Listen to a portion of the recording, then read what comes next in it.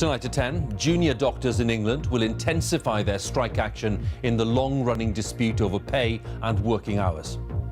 Save our NHS! Save our NHS! They'll walk out for 5 consecutive days, starting on September the 12th, with no sign of any new agreement in prospect. This is devastating news for patients. Perhaps 100,000 operations will now have to be cancelled. Around 1 million hospital appointments will have to be postponed. We're willing to take a great cut in our pay in order to stand up to and oppose this contract. We'll be asking if the prospect of resolving the junior doctors' dispute is more distant than it's ever been. Also tonight, another 2,000 migrants rescued today. The Italian Coast Guard say that makes 13,000 since the weekend. The Cabinet meets at Chequers. Theresa May says they're aiming for a unique deal for the UK after leaving the EU. In South London, a woman and a boy have been killed and 3 children injured. They were hit by a car being chased by police. And we'll be reporting on a new treatment showing promising signs of slowing the progression of Alzheimer's.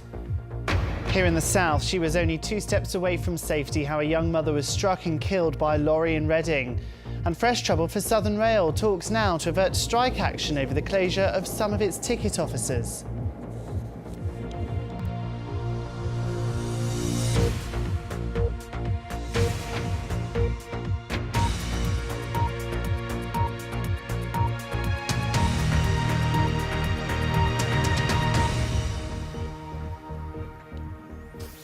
Good evening. Junior doctors in England are to intensify their strike action in the long-running dispute over pay and working hours. Ministers accused the British Medical Association of playing politics instead of putting patients first. The doctors say that this new contract is unfair and, in their view, will put patients at risk. Well, the latest action will involve a full withdrawal of labour over 5 consecutive days between the hours of 8 a.m. and 5 p.m. from the 12th to the 16th of September. Our health editor, Hugh Pym, has more details on this. Save our NHS! Save our NHS! Scenes like this are set to be repeated outside hospitals in England. Walkouts by junior doctors and cancellations of operations. A spring of industrial action gave way to what looked like a summer settlement, but an autumn of strikes is now on the cards, with doctors again opposing the government's imposition of a new contract. No doctors want to take industrial action, but the silence from the government, the lack of a response and the rejection of the contract by junior doctors has meant that really we were left with no other choice today than to take further industrial action. This is devastating news for patients. Perhaps 100,000 operations will now have to be cancelled. Around 1 million hospital appointments will have to be postponed, causing worry, distress and anxiety for families up and down the country. Strike action affecting routine care began in January this year, but in April the first all-out strike by a group of doctors in NHS history took place. Then talks resumed and a deal was done between the BMA and the government, but in July BMA members rejected the new contract deal. Most hospitals in England said they coped reasonably well the last time junior doctors staged full walkouts back in April. But this time they don't have so long to draw up contingency plans, and the industrial action will last 5 days rather than 2. Consultants will provide emergency cover, but routine operations will again be disrupted. One patient told us her care had been affected by previous strikes. Well, it feels as if the junior doctors are taking very little heed of what the patients need, and it's important that they themselves are satisfied with what they do. Of course it is, but it's equally right that they should strike the right balance and not put patients' well-being at jeopardy. Junior doctors won concessions on safety, but their demands still include a more generous weekend pay allowance, more detail on how the government plans to achieve a full 7-day service in the NHS, and more protection for women and part-time workers. We went into medicine to do a decent job, day in, day out, of looking after our patients. We can't do that if we're stretched too thinly, if there aren't enough of us to cover our on-calls, to look after our patients on our wards safely. Beyond the planned week in September, there are no firm dates for further strikes, but the BMA's let it be known that without a resolution, the industrial action will continue through the winter.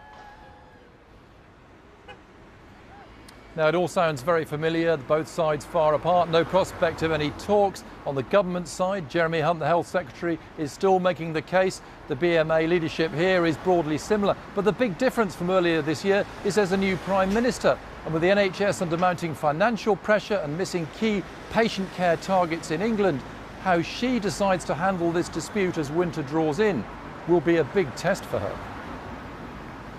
Hugh, thanks very much. Hugh Pym there, our health editor, with the latest on the junior doctors dispute. Now, the Italian Coast Guard says it's rescued some 2,000 migrants from the Mediterranean today, and it brings the total number who've been picked up since Sunday to around 13,000. Ships carrying hundreds of those rescued earlier in the week have started to arrive now at ports across southern Italy and Sicily and Sardinia. Many of those migrants are from Eritrea and Somalia. Our special correspondent Ed Thomas reports now from the Sicilian port of Pozzallo, where he's been speaking to some of those new arrivals. More than 80 rescues in 4 days, and the ports of southern Italy are filling up.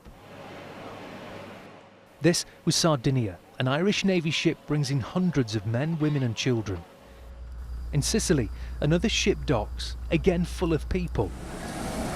And on the island of Lampedusa, the Coast Guard arrive with a reminder that this crisis isn't easing. These calm waters have given the desperate a chance to reach Europe. These men, women and children were picked up by the Italian Navy. They've been at sea for 2 days. There's relief, but also exhaustion after a journey like no other. All they have are the clothes on their back. If you take a look at this group, they don't have any shoes. They're being given new pairs now. But these are the lucky ones because they've made it here. Nearly 3,000 have died in the crossing from Libya to Italy just this year alone. The sick are treated first. Pictures taken, numbers given. It's hard to understand why anyone would do this. But then listen to Abel and Kelvin from Nigeria. I saw a lot of killings. A lot of killings, Boko Haram killing Christians. I saw people die, people cut off people's head, and people are being raped on a daily basis. Both say they're running from Islamist extremists, Boko Haram. What would have happened to you if you stayed in Nigeria? To me, if I was in Nigeria by now, I believe that I would have no longer be alive. But not everyone is escaping war. Are you happy here in Italy? Yes, he's happy. Saqib is from Pakistan. He wants work, a home and security. Why should Europe, Italy give you a job? Why? Is have problem, no have job Pakistan, no have money, I have problem Pakistan, no is everything. 10,000 have crossed this route since Sunday. People from Somalia, Eritrea, the Middle East and Bangladesh. With a European fleet waiting off the Libyan coast, some fear it's made life too easy for the smugglers, exploiting those who'll gamble their lives to begin again. Ed Thomas, BBC News, Sicily. Well, Cabinet Ministers have spent the day at Chequers, the Prime Minister's country residence, discussing the options for Britain's exit from the European Union. They agreed that the UK should seek what they called a unique deal after leaving the EU by trying to control immigration while retaining strong trading links. Theresa May insisted that there'd be no attempt to stay in the EU by the back door. Our political correspondent Vicky Young has the story. After the passion and recriminations of the EU referendum, Theresa May chose the tranquil setting of her 16th century country residence to gather her team and try to thrash out exactly what Brexit should mean for Britain. She told ministers that there were many challenges ahead. We will have an update on Brexit. We'll be looking at the next steps that we need to take, but we'll also be looking at the opportunities that are now open to us as we forge a new role for the UK in the world. So what are the Brexit challenges? The Prime Minister's made it clear she won't trigger Article 50 until next year. That'll start formal negotiations. She said immigration needs to come down with controls on free movement. And that could make it impossible for the UK to remain in the single market. Since that momentous decision to leave the European Union, ministers have barely spoken publicly about what happens next, and today is no different. Of course, they don't want to give away any negotiating position before talks even start, but Theresa May knows that even within her own party, people have very different views about what the UK should be asking for. I want us now to deliver on what the people have voted for. They voted for Brexit. And it's now up to the Brexiteers to come forward with their vision, with their plans and with their timetable. Notably people like Boris Johnson, who promised us that we could continue to have access to the single market, free of tariffs, free of custom duties. They now have to deliver. During the referendum, the Leave side were accused of failing to give any details about life outside the EU. But one prominent campaigner is urging the government to be bold. I think that if they can go ahead quickly, they should go ahead quickly. The only thing that takes time is if you're trying to negotiate some special trade deal for Britain with the European Union. And that is not possible. And therefore we have to accept it's not possible, not waste time on that. Today, discussions about Brexit happened behind rather grand closed doors, but there's much more public scrutiny to come. Vicky Young, BBC News, Chequers. 6 teenagers have been arrested and bailed in connection with the death of a Polish man in Harlow in Essex. Arkadiusz Jozwiak, who is 40, was left with fatal head injuries after what was believed to be an unprovoked attack on Saturday night. Police haven't ruled out the possibility of it being a hate crime, but they say they're still investigating. In southeast London, a woman and a boy have died after a car being chased by police hit a group of pedestrians on a street in Penge. 3 girls were also injured in the crash. Scotland Yard say the driver is now in custody and they've launched a full investigation. Our Home Affairs correspondent Tom Simons has more details. A man scrambles across a busy South London road. He appears to stumble and then duck behind a bush. In the bush, mate. But onlookers point him out to the pursuing officers. Ilya Baxter was one of them. Yeah, he was just running as fast as he could, and he just stumbled right over. He was very, very panicky, and then he started crawling in, and he was just kind of trying his best to get away. Eyewitnesses said just around the corner he'd run off after crashing this black car following a pursuit by police. It appears to have swerved onto the pavement and into a woman and 4 children. Vanessa Vassell ran to help as a horrifying rescue attempt unfolded. When I got there, there was 5 bodies underneath one car. Little kids screaming like. People passing by, drivers by, have come, tried to move the car and realised that there's 2 girls on the bonnet at the bottom of the car. So they can't move the car either way. There was like 20 guys around this one car, all lifted the car up and moved the car so everyone could come out. But despite her desperate attempts to resuscitate them, a middle-aged woman and a boy said by local people to be her nephew died. They'd been on their way to a nearby park. It's hard to just know that you tried your best to save someone and they're no longer here. You heard their last words. 3 girls trapped by the car were freed and taken to hospital. A 23-year-old man has been arrested. Well, this started with a reported stolen car and a 5-minute chase through these residential, busy streets with cars parked on either side, all of which raises the risk, and police have to continually assess whether to keep the pursuit going. Those decisions will now be subject to an independent investigation. Hugh. Tom, thanks very much again for the update. Tom Simons there for us in southeast London. Now, the Republican US presidential candidate Donald Trump, who has described Mexican immigrants as drug dealers and rapists and threatened to build a wall along the border, well, he's made an unexpected trip to Mexico today to meet the country's president, and there he delivered a rather different message. I happen to have a tremendous feeling for Mexican Americans, not only in terms of friendships, but in terms of the tremendous numbers that I employ in the United States, and they are amazing people, amazing people. Donald Trump speaking in Mexico. He'll be speaking in Arizona a little later, and James Cook, our correspondent, is there. The tone was very different, James. Was the message actually very different?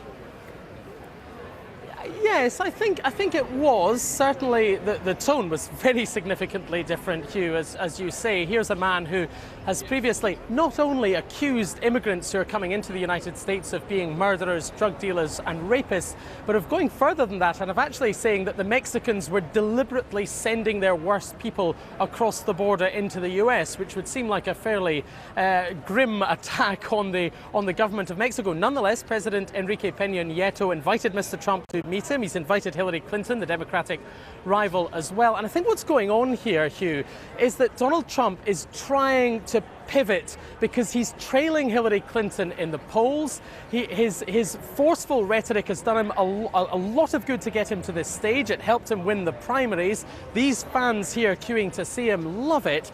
But the polls suggest it's not going to win the general election for him, and very belatedly, really, because it's just over 2 months away.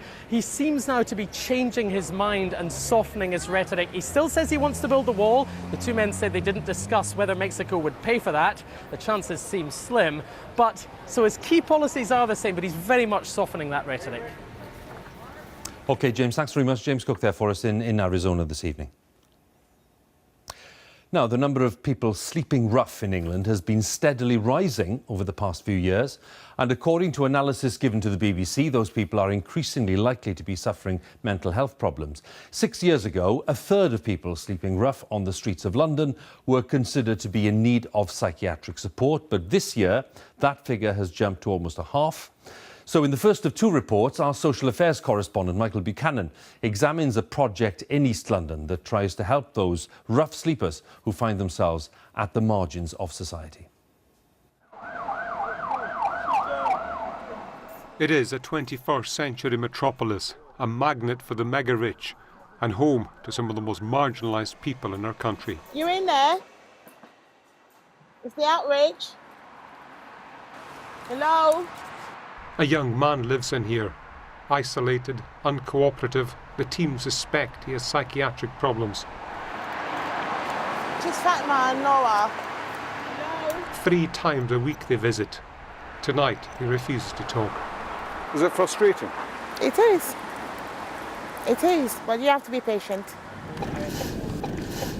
This team is highly unusual. Mental health nurse Fatima Taylor, alongside outreach workers from the homeless charity Thames Reach, paid for by the local council, Tower Hamlets. Over 3 months we followed them after they travelled to the very edges of society, seeking out the most vulnerable. Tonight, a long-term rough sleeper is unwell and has called for help. As a city walks by oblivious, Fatima approaches the woman. What is it? Don't cry. I gotta go. Please, only 2 minutes. She suffers from a type of schizophrenia, wants her medication, but the man with her tries to pull her away. She's gonna give her meds. Yeah. Wait. Please. Look. Don't do this, please. Don't do this. The woman fears she'll have no bed tonight if the man disappears. I have nowhere to sleep. I got somewhere. I could put you somewhere to sleep tonight. Can I have some medication? Yeah. Put in your mouth. Swallow it. Yeah? A scuffle, a swallow, and Fatima delivers the medication. It'll calm the woman within the hour. So she had to give me that bear hug to take her medication. So I managed to get her medication in her. Does it upset you, that kind of confrontation? Extremely upsetting. It's a vulnerable situation for me as well. But then you have to do what you need to do to help people like these. We move on. The outreach team have spotted a new rough sleeper. Hello, we're from the street outreach team. Are you all right? His hidden shelter, far from anyone else, a key indicator of ill health. You see him on the ledge there, all covered up. Where is he? Look on the ledge. Oh, wow. That is a picture of despair. Psychiatric problems are both a cause and consequence of homelessness. So what you do is you help most marginalised of the marginalised. Yes. To get them to be noticed that they are alive and they really need services. I get a lot of doors closed. People on the top say it's a lifestyle choice, that people make choices to sleep out here, and this is not true at all. Weeks later, Fatima and her colleagues return to the man in the tent. They're not welcome. I don't want your help. I don't have to tell you anything. I have to justify myself to you or anyone else. They persist. Eventually he comes out. But he's adamant he doesn't want any support. But if you don't trust somebody, this might be it. Well, what's wrong with that though? All right. Say for example, I just say for the next 10 years or so. So what? If I'm alive, doing my own thing, I'm not bothering anyone, I'm not harming anyone, I've committed a crime. What's the problem? With that, he returns to his tent. The outreach team leave, relieved he has at least spoken to them. A small victory in a deepening crisis. Michael Buchanan, BBC News, East London. Michael there with his special report on the plight of those sleeping rough, and we'll have the second of his special reports developing that theme tomorrow night. Now, the results of early trials for a new treatment for Alzheimer's have been described as promising and exciting. Researchers say that they're testing a drug which targets a protein linked to the development of Alzheimer's. But the findings, published in the journal Nature, need to be confirmed in larger studies before the drug can be offered to patients. Our health correspondent Sophie Hutchinson has more details. A brain devastated by Alzheimer's. The normal electrical pathways which transmit information become blocked with plaque, cutting off thoughts and memories. It's an incurable disease, but now a new drug being trialled is giving some early signs of hope. And scientists at this centre in London, who are about to take part in the next stage of the trial, say it is exciting. If this is successful, if we can show improvement or delay in symptom progression in people with Alzheimer's disease, that's a game changer. That changes everything about the way that we think about managing trials, managing treatments for people with Alzheimer's disease. So what do we know about how effective this drug appears to be? These are the scans of patients at the start of the trial of the drug called aducanumab. The red areas are a build-up of damaging, sticky proteins called beta-amyloid, characteristic of Alzheimer's patients. And look at the same 4 patient scans after a year of treatment. No change in the placebo patient who didn't get the drug.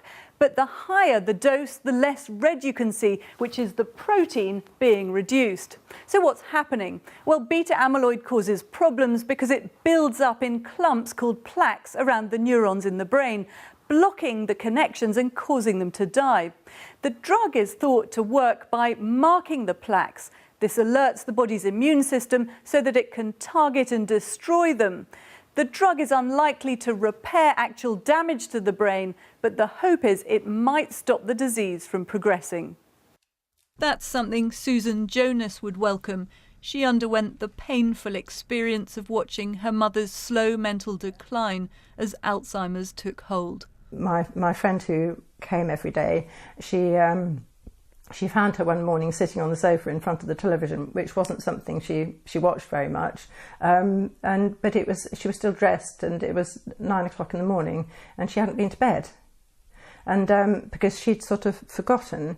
Alzheimer's research is littered with failed drugs that looked similarly promising early on. If successful, this drug would be the first treatment to stop the disease. Sophie Hutchinson, BBC News.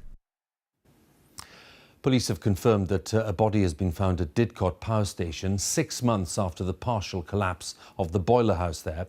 The families of the 3 men missing since the collapse have been informed. Contractors have stopped removing debris so that the body can be safely recovered. The person has not yet been formally identified. Now, in Brazil, the Senate has voted overwhelmingly to impeach the president, Dilma Rousseff. She's been found guilty of breaking the law by manipulating the budget figures to try to hide the extent of the country's deficit. She said she'd done nothing wrong, and she said that the vote was a death penalty, in effect, for democracy. Let's talk to our correspondent, Wira Davis, who's in Brasilia tonight, and tell us about the significance, first, of the vote, Wira, for Brazil, and what's likely to happen next. Well, it's a huge vote for Brazil, the country's first female elected president. Dilma Rousseff unceremoniously dumped from office today after a big vote in the Senate here. She says on these trumped-up charges that she illegally manipulated government accounts. She says it's an assault on the country's relatively young democracy. It's interesting that many of those men sitting in judgment against her are accused of far more serious crimes of corruption and personal enrichment. Dilma Rousseff is now out of politics. She could return at some time in the future, but that's unlikely, I think. She's been replaced by a man who was a former deputy, a man she's called a usurper, Michel Temer from the centre-right PMDB party. He's now been sworn in, has vowed to reform the economy. He's flown off to China tonight to the G20 summit, but this is still a deeply divided country with many deep political and economic problems. Hugh. OK, Wira, thanks very much for bringing us up to date there in Brasilia. Wira Davis, our correspondent there. Now, the number of elephants living in the wild in Africa has fallen drastically over the past decade, and ivory poachers are mainly responsible, according to an Africa-wide survey which extended from Mali to Ethiopia and all the way down to South Africa. The survey concludes that there are currently around 380,000 elephants in 18 African nations. Botswana is home to more than 40% of the continent's elephants, but as our Africa correspondent Alistair Leithhead reports, the poachers are also active there, and some viewers might find some of the images coming up distressing. What other way to count a whole continent of elephants but from the air? For 2 years, they've been flying just 300 feet above Africa's savanna grasslands. There are 5 out there, Mike. And sadly, their findings paint a depressing picture. It is. This one's fresh. This is the cost of the poachers and traffickers serving Asia's insatiable appetite for ivory. We've been flying along this floodplain that divides Namibia and Botswana, and all the way along here we've been seeing carcasses of elephants, some 4 months old, some less than a week old, and there's one just down here. Each year we are losing nearly 30,000 elephants. And if this current rate continues, within 9 years, Africa could be left with half of the current estimate of African elephants. Botswana has 40% of Africa's elephants, but amid the worst drought in decades, they're under increasing pressure. The only way to protect them is to know how many there are and where they go. And that means tranquilizing some to fit satellite tracking collars. It takes just a few minutes for the drugs to take effect. You've got to be careful the trunk's not blocked. Well, this elephant is about 50 years old, given his size, and the fact that the collar has to be really big to get that GPS tracker around his neck. They're trying to work as quickly as they can so they can get him round as soon as possible. You can do it. Go on, you can do it.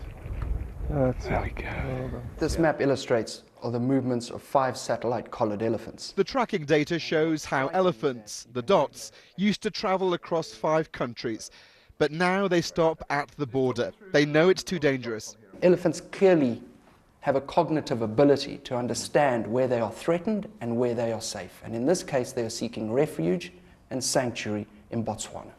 And these carcasses are proof that the last true sanctuary for Africa's elephants is for the first time now firmly in the poachers' sights. Alistair Leithhead, BBC News, Botswana. Now, the Paralympic Games start a week today in Rio. Britain is sending more than 260 athletes, and this week we've been talking to some of them about their preparations and their expectations.